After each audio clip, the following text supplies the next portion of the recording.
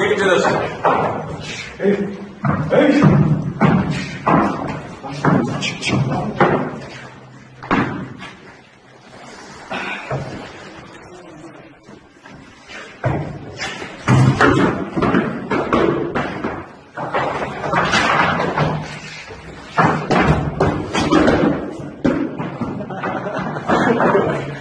그래, 내가 먼저 돼.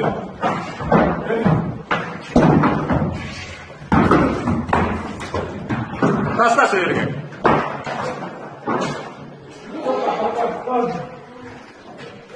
살았다, 그래. 아까 저기 제가 나오면